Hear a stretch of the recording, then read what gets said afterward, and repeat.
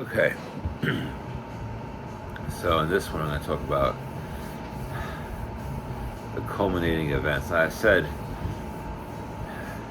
you're traveling on a plane, and you could, from a certain duration of time, you could not live or live, and you're still there. All right, and then I go into the Garden of Eden, where at the moment where Adam was innocent, Eve wanted to see Adam and screw that up a little. At that moment, I knew why, in a simple way, that people like myself and other people like me could be innocent, but in a reflexive sense, meaning like we're not like the root of evil, though. Like we're not like we're powerful things that certain people like carry a trait. And Adam and Eve is major, like the most major. It's the beginning of like the Bible. But what I can say is like Adam and Eve.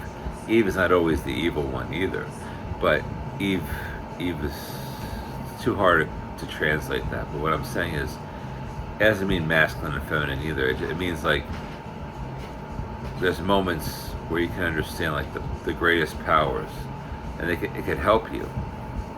I mean that we're like fortitude a lot. Like we're good people. Like you're good people, versus evil, which is against you. And then even some of the good people could be against you, and it goes further into things could be for you, against you.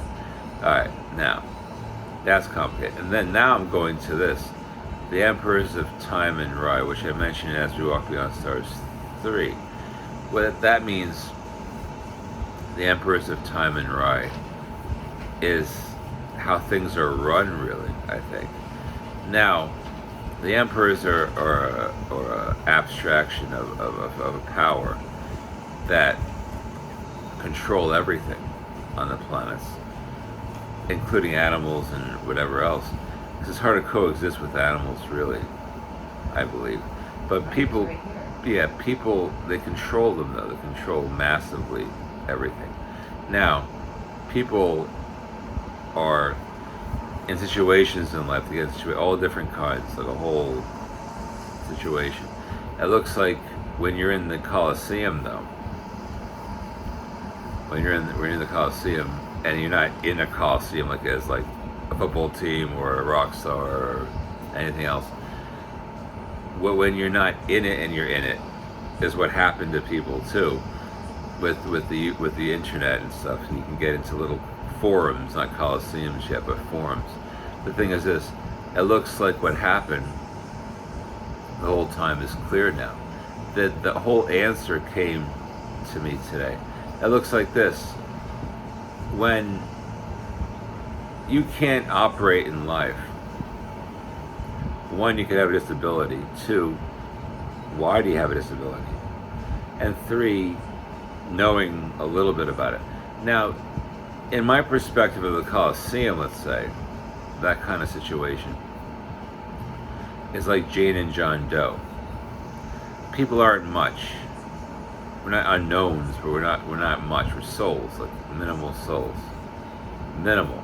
Now, when that escalates in life, as you perceive it, that's what I'm talking about. When it escalates to insurmountable, which is what Mabel's about a little. It's a dream, but it's about like insurmountable, the word insurmountable. Because insurmountable shuts you down. It shut the mind down easily for a little person. When some person from out of nowhere, so to speak, has too much volume, etc., that's what can shut that person down and make them completely oblivious to anything that they should be doing.